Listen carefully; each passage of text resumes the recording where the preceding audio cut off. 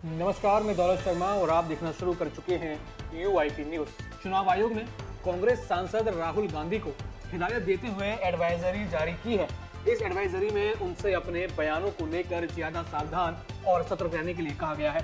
चुनाव आयोग ने प्रधानमंत्री नरेंद्र मोदी पर की गई उनकी बयानबाजी, दिल्ली हाई कोर्ट के आदेश और उनके जवाब सहित सभी तथ्यों पर विचार करने के बाद यह एडवाइजरी जारी की है। चुनाव आयोग ने प्रधानमंत्री नरेंद्र मोदी के लिए पनौती और जेब कतरा संबंधी बयानों के मद्देनजर कांग्रेस नेता राहुल गांधी को अपने सार्वजनिक बयानों से अधिक सावधानी बरतने और सतर्क रहने को कहा है। पिछले साल दिसंबर में दिल्ली हाई कोर्ट के निर्देश पर कार्रवाई करते हुए आयोग ने राहुल गांधी को कहा कि वे स्टार प्रचारकों और राजनीतिक नेताओं के लिए हाल में जारी एडवाइजरी का सही तरीके से पालन करें। 1 मार्च को जारी एडवाइजरी में चुनाव आयोग ने चेतावनी दी थी कि दलों, उम्मीदवारों और स्टार प्रचारकों को आदर्श आचार संहिता कि किसी भी उल्लंघन के लिए सिर्फ नैतिक निंदा के बजाय कड़ी कार्रवाई का सामना करना पड़ेगा। इसमें यह भी कहा गया कि जिन स्टार प्रचारकों और उम्मीदवारों को पूर्व में नोटिस मिल चुके हैं, उन्हें बार बार आचार संहिता का उल्लंघन करने पर कड़ी कार्रवाई का सामना करना पड़ेगा। राहुल गांधी द्वारा प्रधानमंत्री के लिए पनौती और जेब कतरा जैसे शब्दों का इस्तेमाल किए जाने पर आयोग ने पिछले साल गांधी को नोटिस जारी किया था। दिल्ली हाई कोर्ट ने 21 दिसंबर को आयोग से इन टिप्पणियों के लिए गांधी को जारी किए गए नोटिस पर फैसले करने के लिए भी कहा था। इसमें कहा गया था कि नवंबर 2023 में दिए गए एक भाषण के दौरान कांग्रेस नेता द्वारा आरोपित यानी नॉन इन गुड टेस्ट था।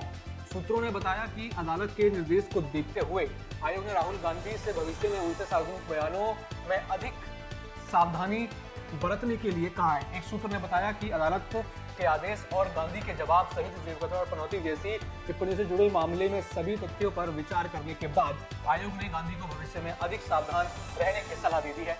आयोग ने एक स्टार प्रचारक के रूप में राहुल गांधी को निर्देश दिया है कि वे सभी दलों, स्टार प्रचारकों और उम्मीदवारों के लिए 1 मार्च को जारी एडवाइजरी पर गंभीरता से ध्यान दें। आयोग ने 23 नवंबर को राहुल गांधी को नोटिस जारी कर राजस्थान में विधानसभा चुनाव प्रचार के दौरान किए गए उनके भाषणों पर उनका रुख पूछा भी था। कांग्रेस के पूर्व अध्यक्ष अपने चुनावी भाषण के दौरान मोदी पर जेब कतरा संबंधी कटाक्ष करते हुए आरोप लगाया था कि प्रधानमंत्री लोगों का ध्यान भटकाते हैं, जबकि उद्योगपति गौतम अडानी उनकी जेबें काटते हैं। उन्होंने आरोप लगाया कि जेब कतरे ऐसे ही काम करते हैं। अदालत का आदेश एक याचिका के बाद आया जिसमें गांधी द्वारा प्रधानमंत्री को पनौती बताने और कुछ अन्य बयानों पर आपत्ति जताई गई। लेकिन अब सवाल लगातार ये उठ रहा है कि आखिर ये एडवाइजरी प्रधानमंत्री नरेंद्र मोदी या फिर अन्य बीजेपी नेताओं को क्यों नहीं दी गई, क्योंकि उनके बयानों में लगातार गांधी परिवार का नाम लिया जाता है।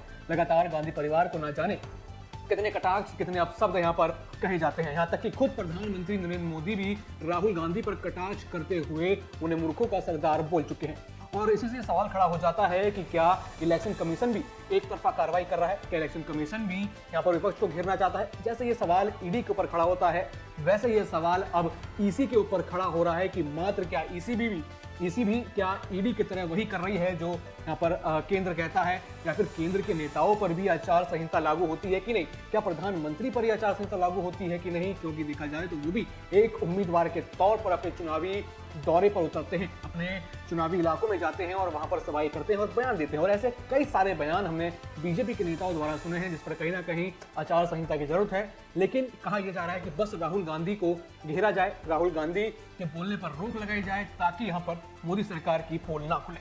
आपका इस पूरे मामले पर क्या कहना है कि क्या चुनाव आयोग एक तरफा काम कर रहा है, या फिर यहाँ चुनाव आयोग बीजेपी की जगह अब कांग्रेस को यहाँ पर घेर रहा है, या फिर यहाँ पर किसी ने निर्देश चुनाव आयोग को दिए हैं, या चुनाव आयोग किसी के कंट्रोल में है? क्योंकि ये सवाल लगातार विपक्ष भी खड़ा कर रहा है और जैसे जैसे जनता के सामने सब चीजें आ रही है, जनता भी ऐसे सवाल अब खड़ी करती हुई नजर आ रही है। बाकी और भी ऐसी खबरें जानने के लिए देखते रहिए UIP न्यूज। धन्यवाद।